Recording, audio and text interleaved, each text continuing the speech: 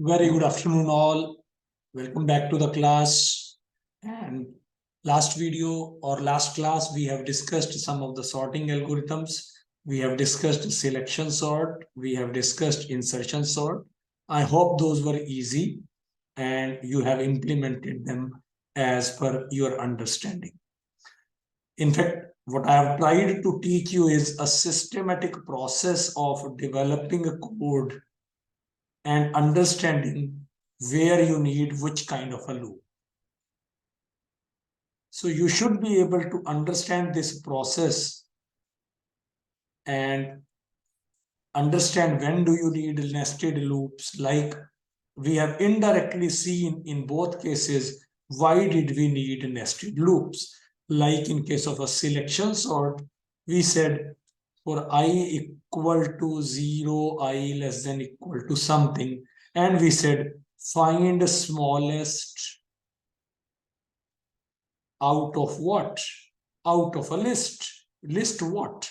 Out of A double R I to A double R N minus 1. Now, how to find the smallest? It again needs a loop. And because all elements are to be compared, it needs a for loop. So you could easily see I needed a for loop inside a for loop. Let me just focus once again. Yeah.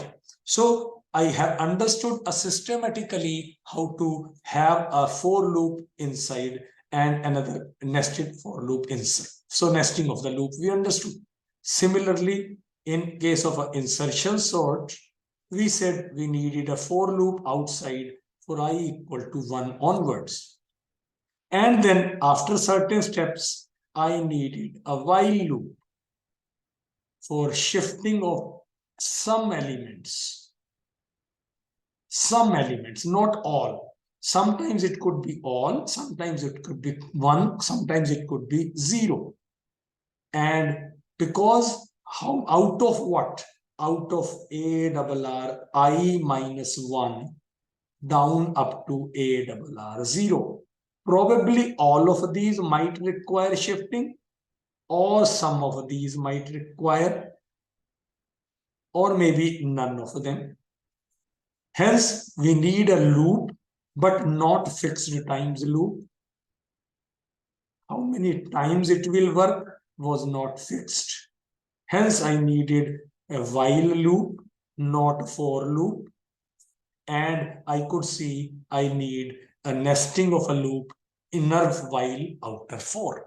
This is the way we understand developing the logic. So if you understand the working, based on the working and based on the stepwise details, try to find each step and corresponding loop or control statements. If you are able to make this clarity in your working, you will become one of the excellent programmer and you will find programming to be worth enjoying. You will always start feeling that this is one of the best things you always learn and you always enjoy. So I want now now onwards, you start enjoying programming than having a fear of programming. The more you become comfortable, more you practice, you will start enjoying it. Let's go back and see the sample code for the selection sort and insertion sort for those who could not completely make, although I'm sure most of you are able to make, but those who could not make, I'll just show you the code. For I equal to 0, less than n minus 1 or less than equal to n minus 2, whatever you say, I'll take min index. I'm storing an index at which minimum element is present, assuming that initial element is the minimum. So normally how to find minimum? We always assume the first element to be the minimum and considering that min index I, so array I is the minimum element for the time being. I will compare it with I plus 1 onwards up to n, and I will be saying if array j is lesser than the current minimum, I will update min index. Why we are taking min index, I'll explain. But if you remember that min index is updated, once I come out of this for loop, min index knows the point at which minimum element is present. Then I will interchange array min index versus array I. For interchanging logic is simple. Temp equal to array min index equal to array I, and array I to temp. So this is a standard process of swapping two integer values within the array or anywhere, and this is how you can always do. Rest becoming similar. So some of you could be thinking that instead of the here, I could have taken min equal to ARRI and done like this. And why we didn't do like that? Yes, I'll discuss that, but we will first see the complete insertion sort. Here is insertion sort. So again, we have already said that we need this loop. We need a new val taken, being inserted, ji minus 1 backwards going. So I'll say as long as the array j is greater than new val, it needs a shifting. Array j is greater, so it needs a shifting because new val has to come on the left of it. But don't go beyond j greater than equal to 0. If you have reached already to j as 0, then you need not further go, because j equal to 0 is the final point beyond which no comparison needed. Here a comment says using greater than equal to at this point will be probably incorrect. I mean that yes, so you could think that equal value should also be shifted, but I say equal value should not be shifted, because that is something called as a stable sort related concept. So what is a stable sort? You should read from the book and understand how that stability makes a difference.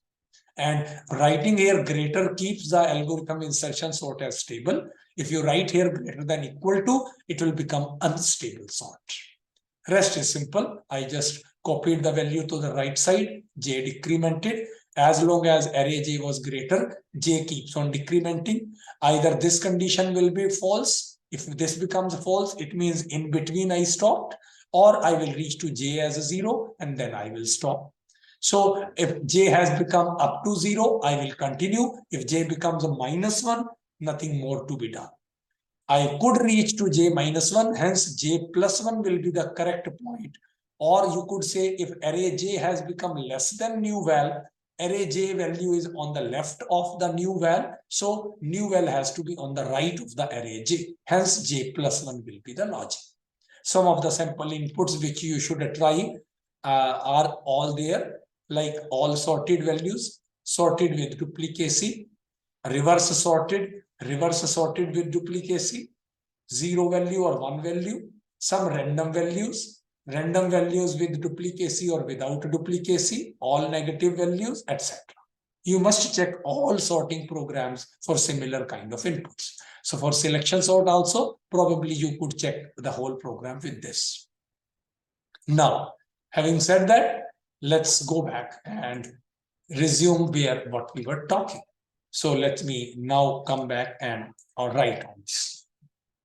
So what I said was, in case of a selection sort, some of you might have a doubt, and that's a valid doubt, that we thought of finding minimum by writing min index, not min. Some of you could think that, why didn't I try like this, min equal to array I, and then I'll say for I, or for j equal to I plus 1, j less than n, j plus plus, and I should compare here if array j is less than min, then min can be updated. Yes, very true. This is also one of the way of finding the minimum. Like I'm assuming the starting, if I is initially 0, so I assume 0th element to be the smallest value, and with the remaining elements I will keep and compare, and whenever I get smaller, I will update. Yes, very true. Through this process also, min will be found. But the problem will come here, interchange. If you do write this, what you will do is interchange array I with whom? With min. And that will be the incorrect step. Why? For example, this was your array. You have here 15, 8, 3, 11, 7, 9, 10, etc., etc. This is your index 0. So you assumed initially min equal to array 0, let's say 50. And then you started from j here onwards. So from here onwards, you compared 8 is smaller than min. Based on that, you said min equal to 8. Then j came here. You compared array j 3 versus 8. You said 8 is bigger, 3 is smaller. So min is updated to be 3. Then j comes here. You compare 11 versus 3. No change. 7, 9, 10. No change. Min is corrected to be 3. But now when you interchange, what you will interchange is array 0 with min, meaning you will interchange this with this variable, not this 3. 3 will come here because of this 3, but 15 will get copied into variable min. Array 0 will become 3, min will become 15. But min is not stored into array.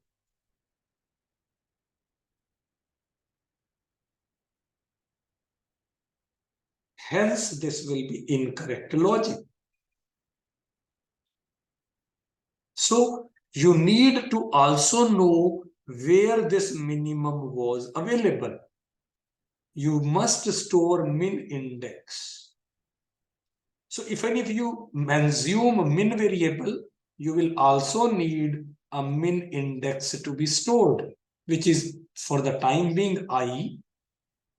As soon as min changes, you will also update min index as new j, and later you will interchange ARRI with ARR min index. So this is what is needed. You have to always make sure to do like this. So once we have understood this, I think there is no further confusion with selection sort or insertion sort, and we can continue further. So next two beautiful algorithms available for the sorting are named as merge sort and quick sort. And both of these use recursion inside.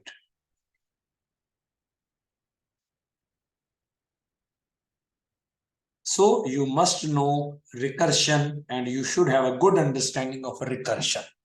I'm sure last semester you have studied recursion, but might not be very clear. So we will understand recursion today in this lecture, and from next lecture onwards, we will discuss the merge sort or quick sort. So recursion. Of course, this is going to be, in general, I will say, a function calling itself is what we call programming-based recursion.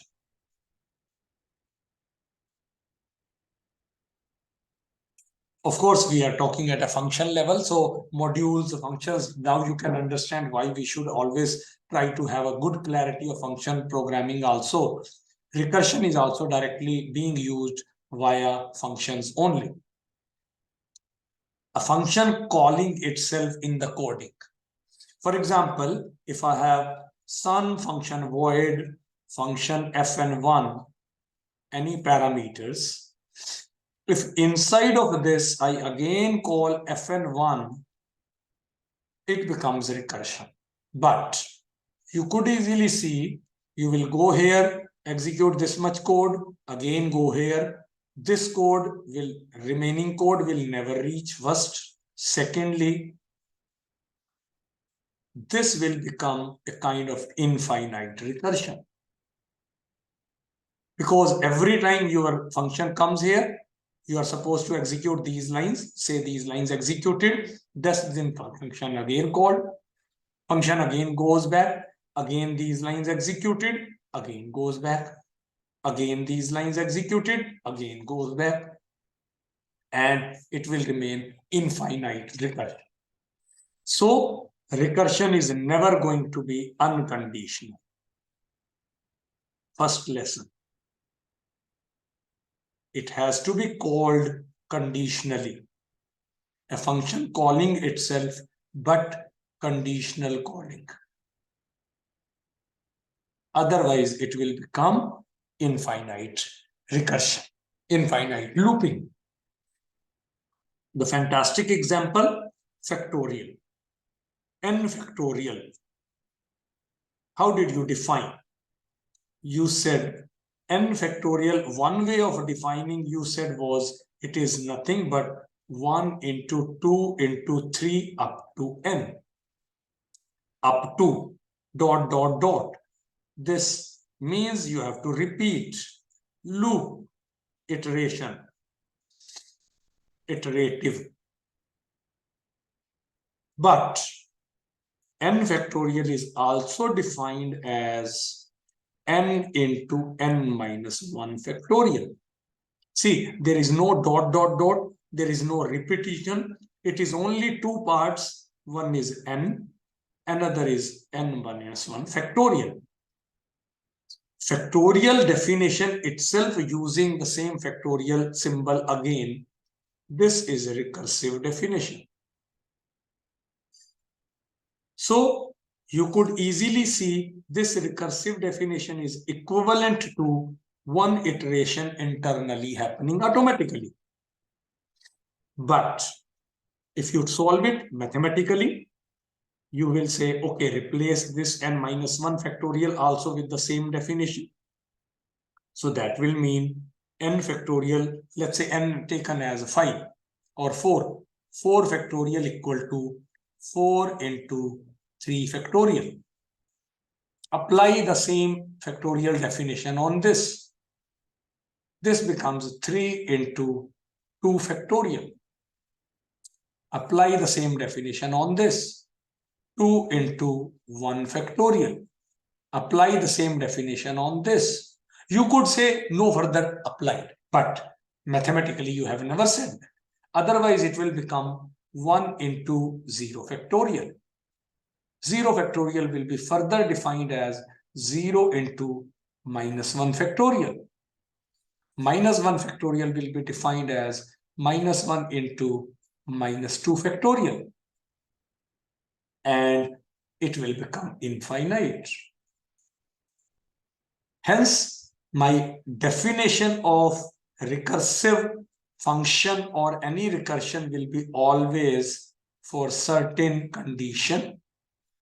For example, if you say if n is greater than 1, then you said it is equivalent to n into n minus 1 factorial or equal to 1 for n equal to 0, etc.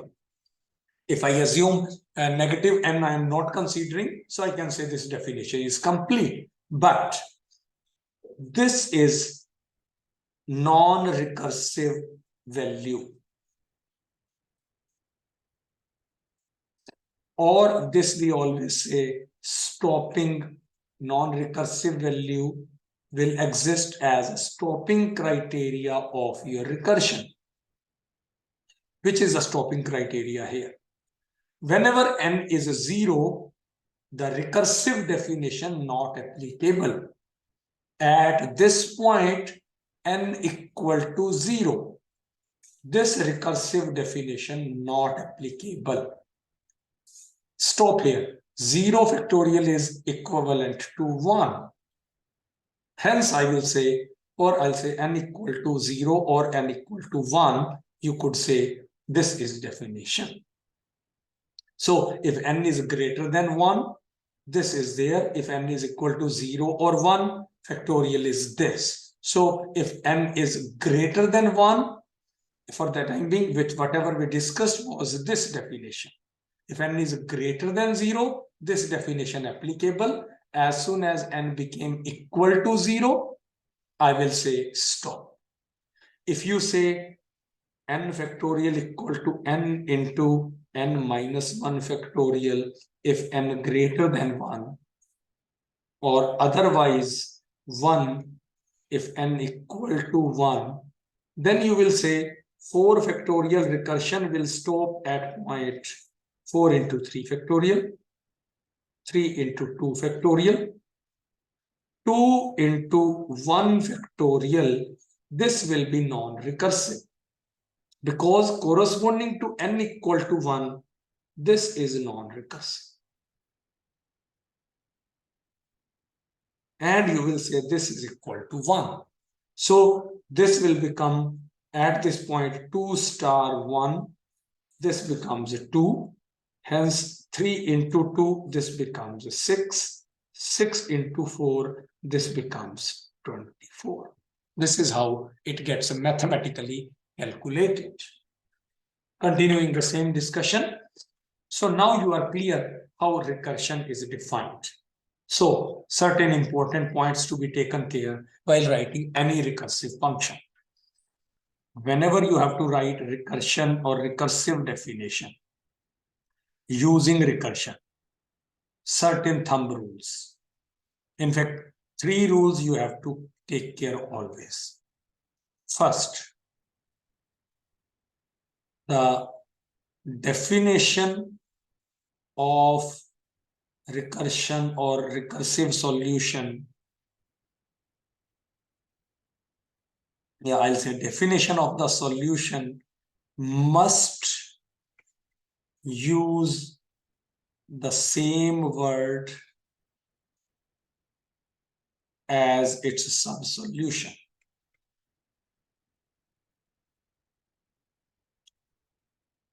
For example, you said n factorial equal to n into n minus 1 factorial. The same word, mathematically, if I say now function, let's say write recursive function, because we will be doing encoding some recursive function. So while writing the function, my rule 1 will be same function should be used, or I'll not say should, I'll say must be used in its as a sub-solution.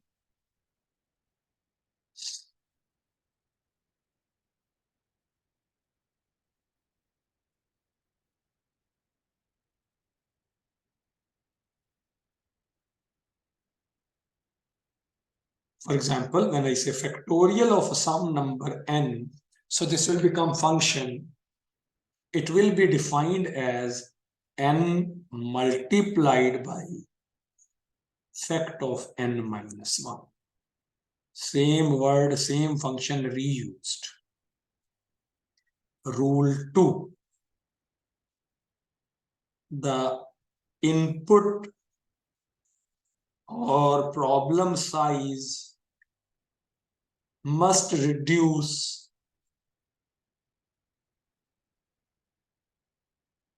in the recursive sub-solution.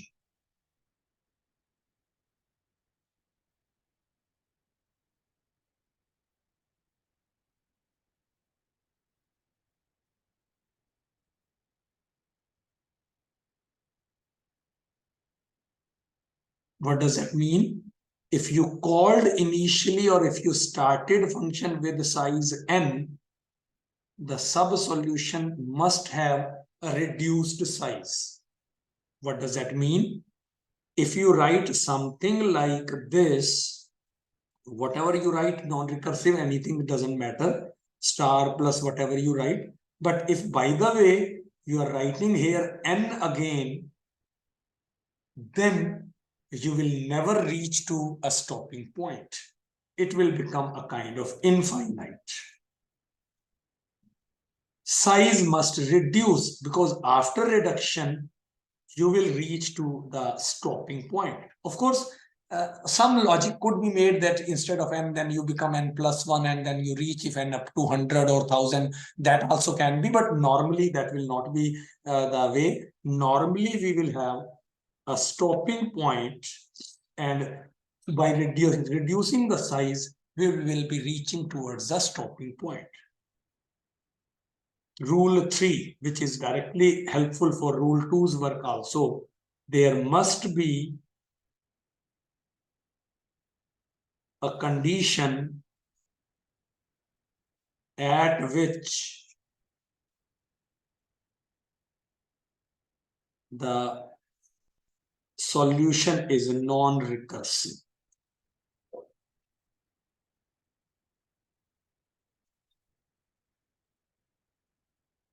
And this we normally call as stopping point or stopping criteria.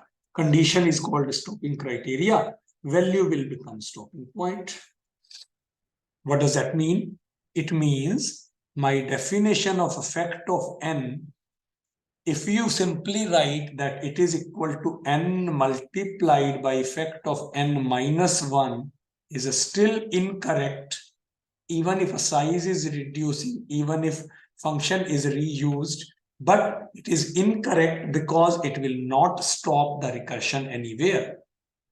So it must be conditional, saying that if n is greater than 1, only then this.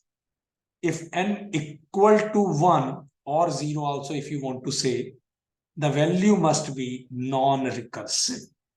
This stopping point.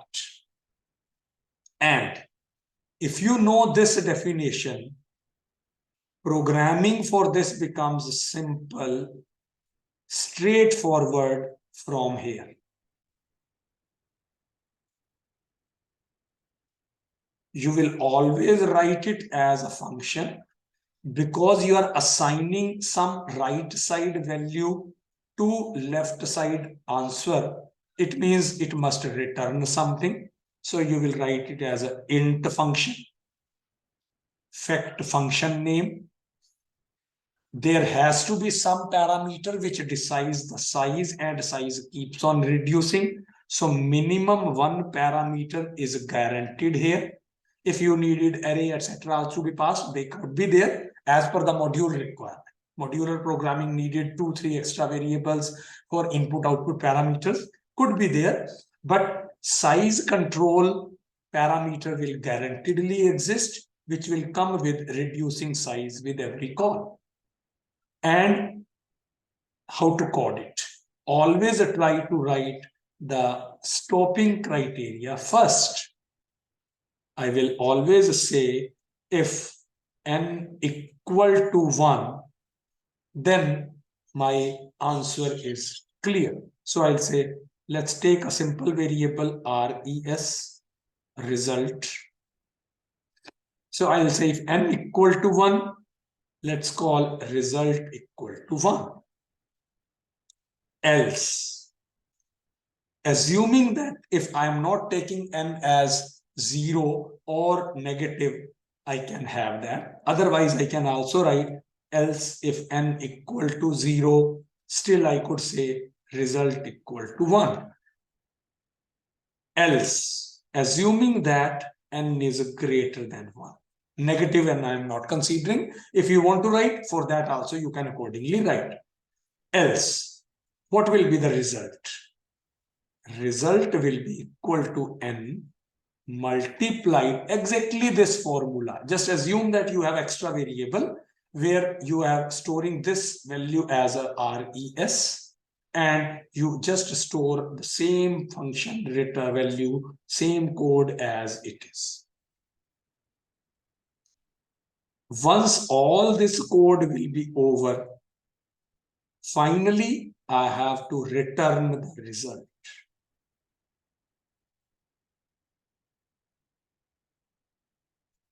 And that's it.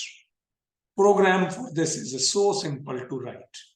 Any function, whatever function you want to define, whether it's a return type is int or float or whatever, based on what is being assigned. If it is int, you will write it int, and etc. Definitely, because that has to be passed as a size.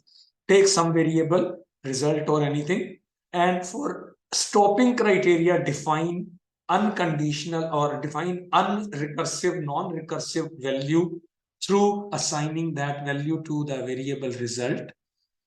And other cases, call that conditionally. So this call is never unconditional. For certain situation, this call will be generated and result will be calculated.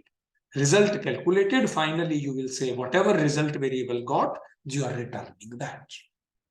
This is the way you write your function. The same thing could be written in another way also. I could also write the same function by writing int effect int n. Say I might not take result variable used every time. I could say if n equal to 1, I can directly write return 1. Else, if n equal to 0, return 0. Else, result equal to n multiplied by fact of n minus 1. And then you say return result. That also could be one way of doing the same coding. Why I am writing this is to give you some important understanding. Return 1, return statement immediately terminates your program function, immediately terminates execution of your function and effectively equivalent to reaching to this point. So if n was equal to 1, return statement with 1 being executed means you have reached effectively here and value 1 is being returned. So it is equivalent to returning result as 1. Else, if n equal to 0, again it means directly you reach here. Else, you go here, return also means reach here. Why again I am talking is just to tell you that if you use such kind of a coding, even writing else is not compulsory. You could write if n equal to 1, return 1.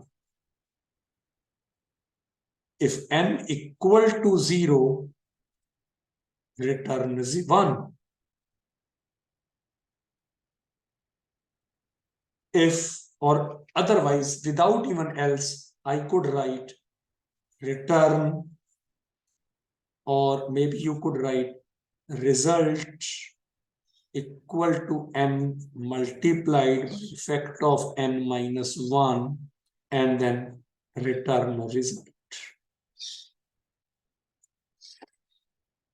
This is my int function, fact int n. Why this is equivalently correct? If n equal to 1, return 1. Automatically code reaches here. If n was equal to 1, return executed. Code doesn't go next statement at all. So no need of writing else, etc. On the other hand, if this condition was false, false means this statement didn't execute, obviously then code goes to next statement. If n equal to 0, again return. Return means no further code will be executed. So use of else was only to avoid remaining statement executed if the condition was true. If the condition is true, else will never be executed. But here return automatically guarantees remaining code will never be executed. So even if I don't write else, still it works fine. And equal to 0, return execute. If n was neither 1 nor 0, code comes here. Result will be calculated. Above 2 return have never been executed. new result will be calculated and result will be generated and returned. How result will be generated? So in all cases, we have written this call. Let's take a case. Say if I want factorial of 4 to be calculated. So you have written int fact int n, and here you have a code where you have written result equal to n multiplied by fact of n minus 1 and then return the result. Let's assume from the main you called x equal to fact of 4 and then you have a printf percentage d x. Of course, you will get 24 printed, but how it will internally execute, that is what we need to understand. Let's see how it will work. Program always starts from the main. First line of the main will be the first statement to be executed. From here, I have fact4 being called. A function call starting means control temporarily stopped here and transferred to main function.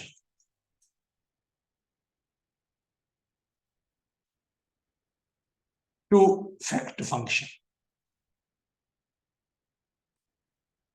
Control comes here and n comes here as 4. Remember here I have an int result variable also, and that will mean this is some garbage value for the time being.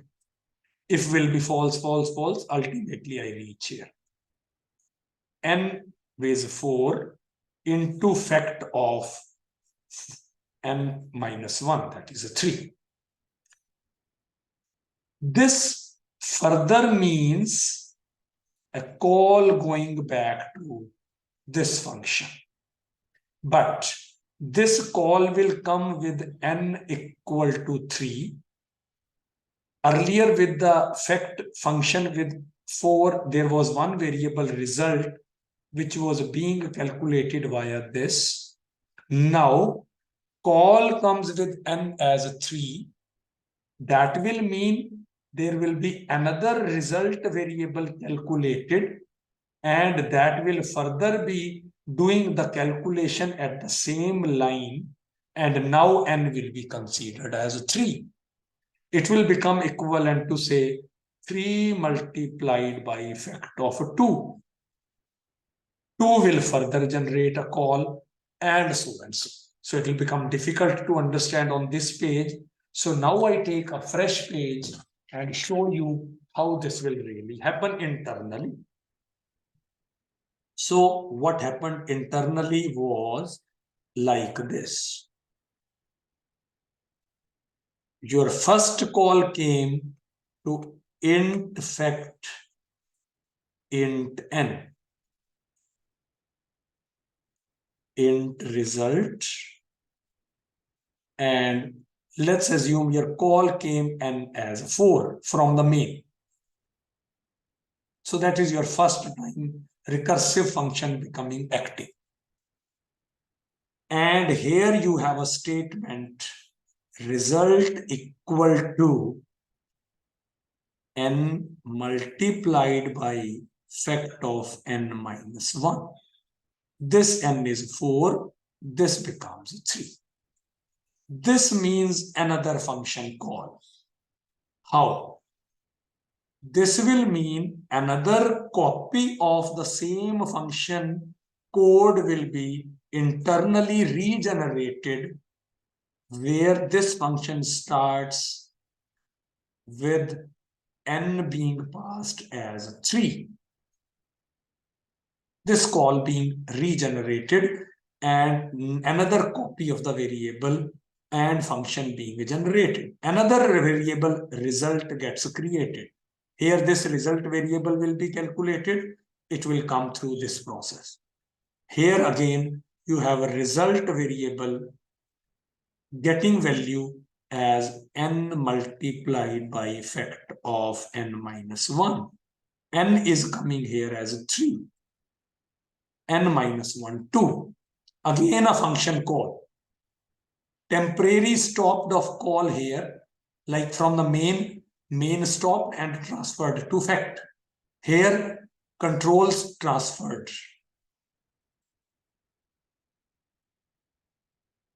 to new function fact3. This again transfers a call to another copy of the function fact, where it is called int fact with 2, and internally it says result equal to 2 multiplied by fact of 1. Again, control transfer.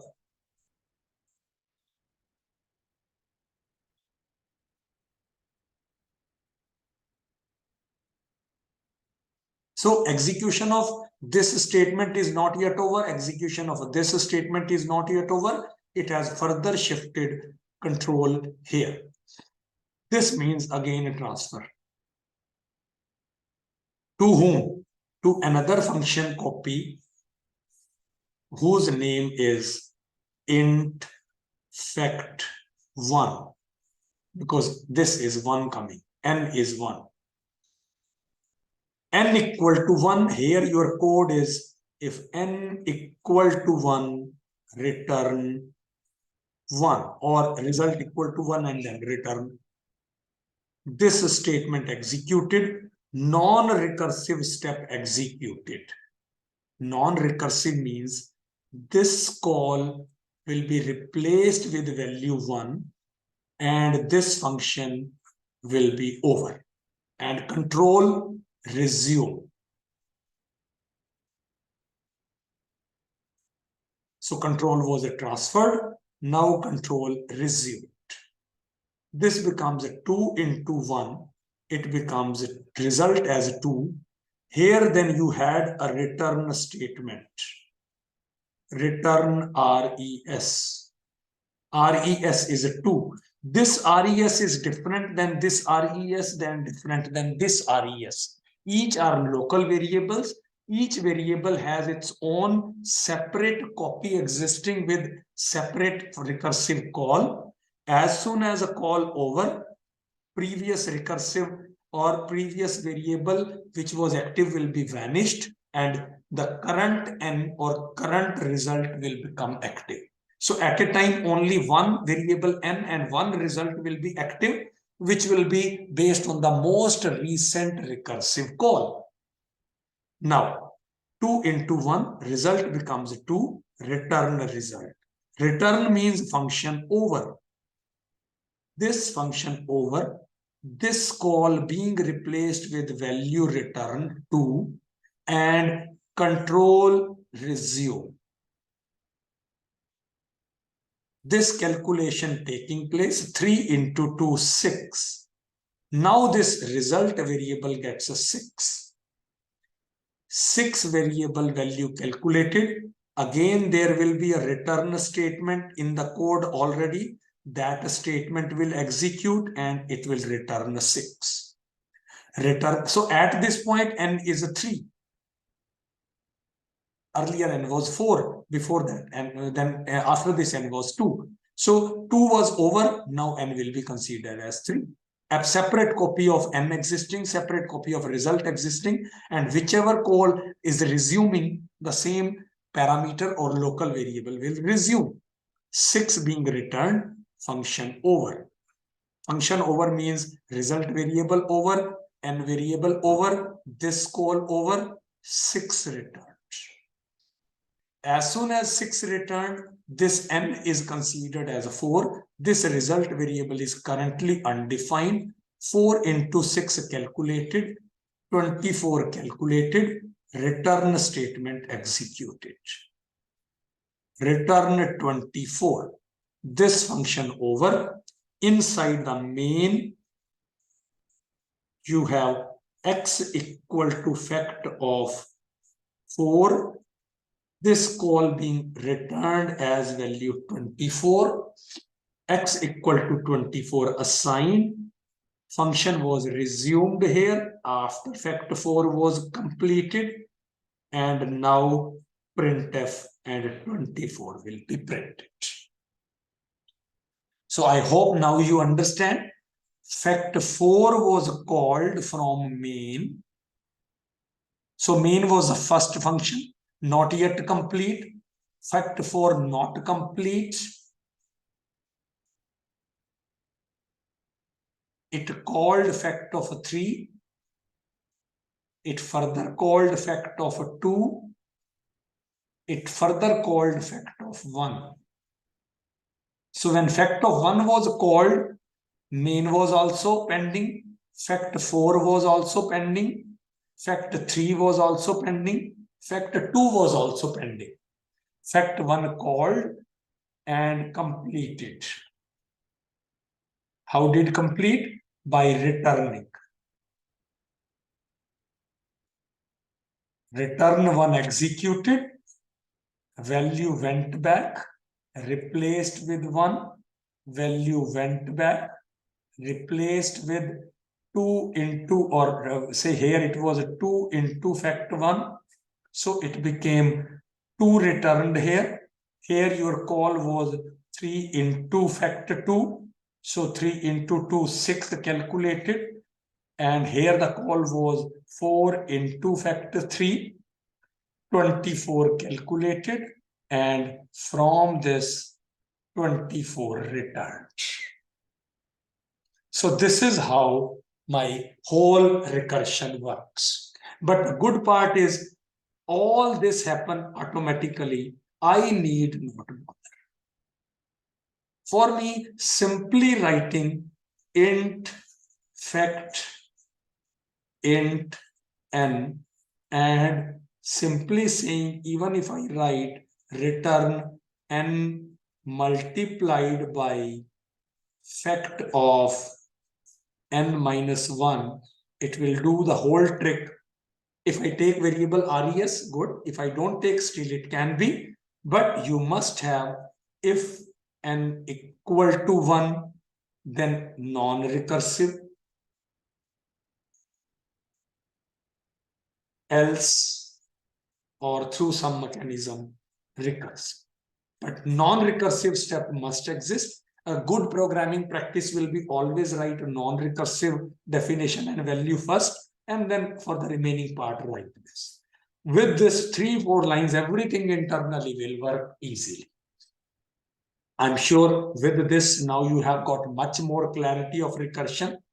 Just for your help, I will give you some simple homework and practice problems. You should try to do that. For example, I say, of course, now you shall write recursive function to print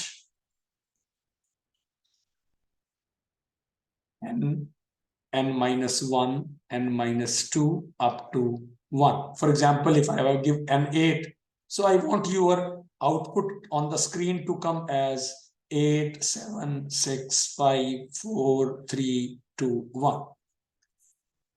One printf repeated n times, looping works. I want you to try recursively. Write recursive function for this. Number 2, I want the reverse printing. Print, display, whatever you say. 1, 2, 3, 4, 5, up to n. If n is 8, I should get this. Third, can you try to find sum of a series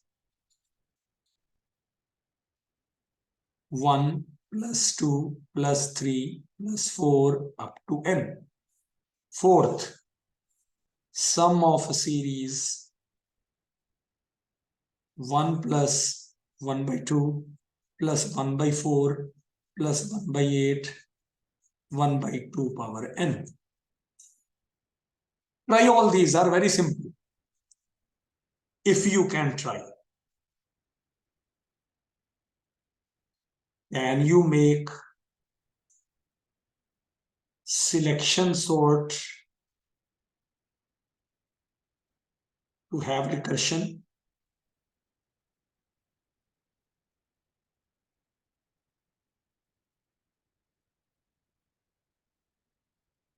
Further, similarly, think insertion sort to have recursion.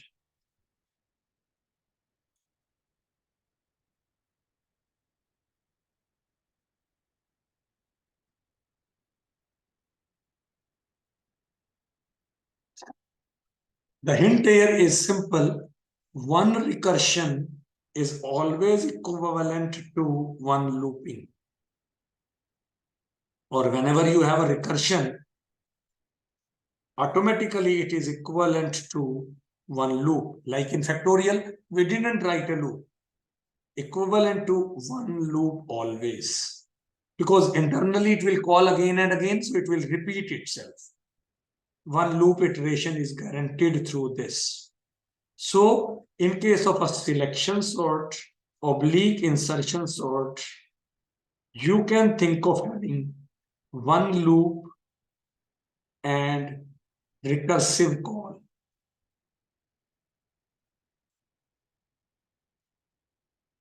That will be equivalent to having some kind of a recursion also. But thumb rule, remember,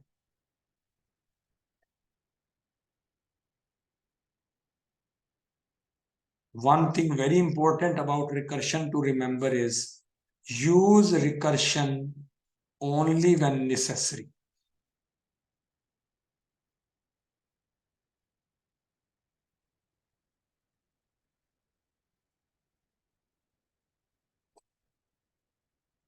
Recursion will be visible if recursive solution is visible or easy.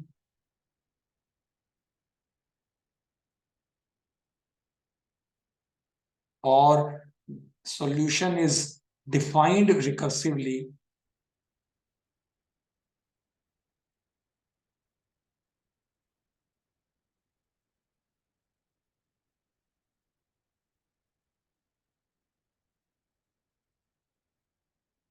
only then you should use recursion. Don't unnecessarily introduce recursion.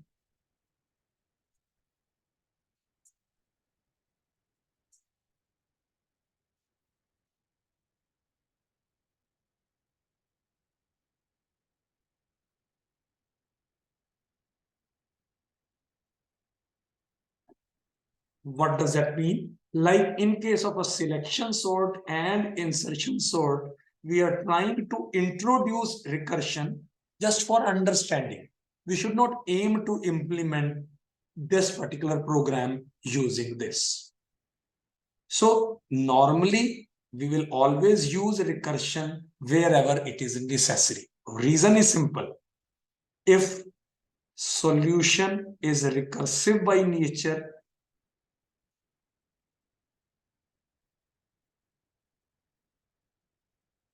recursive implementation will be very easy. It will be easier than iterative solution.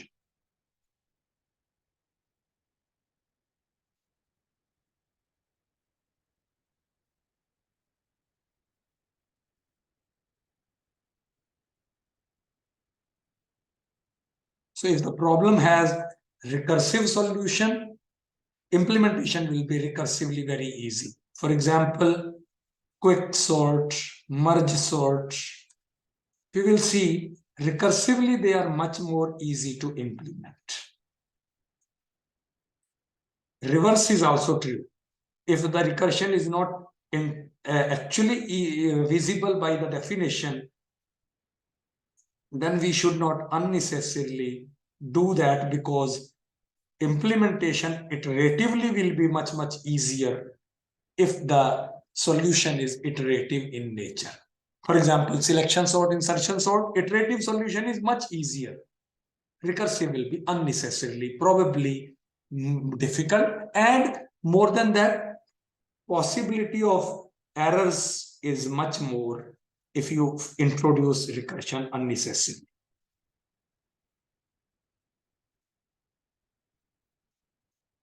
So in case of a reverse, when code solution is not recursive by nature, if you try to introduce recursion, possibility of error will be much more.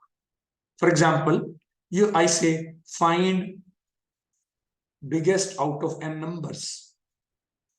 Can be recursive.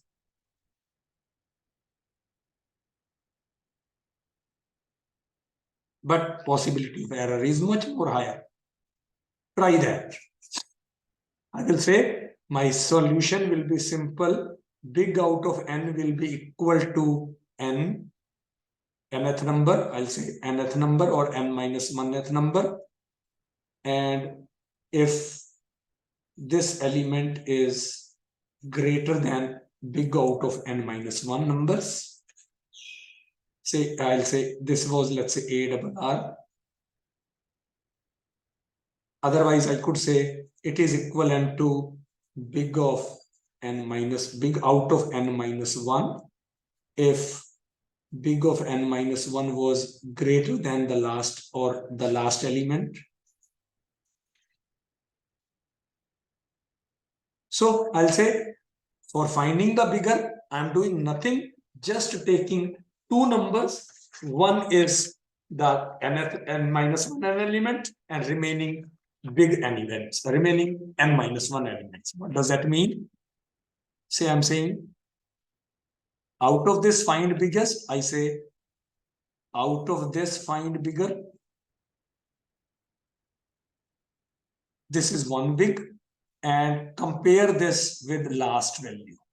This is your n minus 1 index. This is your 0th index. And you are trying to find big out of n elements. So I'll say out of this, let's say this is 15, 8, 9, 3, 11, 9, 4, 7, 3, 13, whatever. I say automatically somebody will find you out of this the big n minus 1. Of course, I will get out of this, let's say 13. 13 to be compared with this value.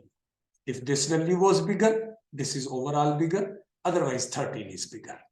Or sorry, not 13. 15 was the biggest. Here this side. So I'll say 15 versus this value. 15 is biggest or this one is biggest. So just by doing these two comparisons, one recursive finding value, one last value, two comparisons, and I can find. And if n equal to 1, obviously non-recursive. But you can easily see unnecessary we are introducing recursion. So recursively solving this is not a good solution, but try for a practice.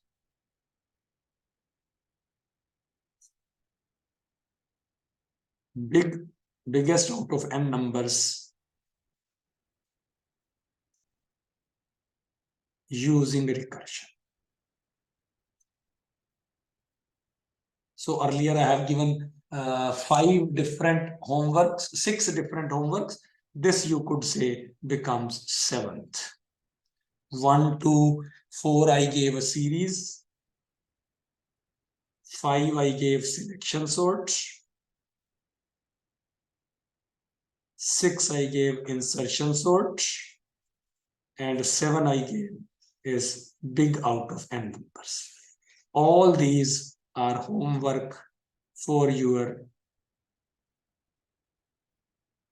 recursion practice.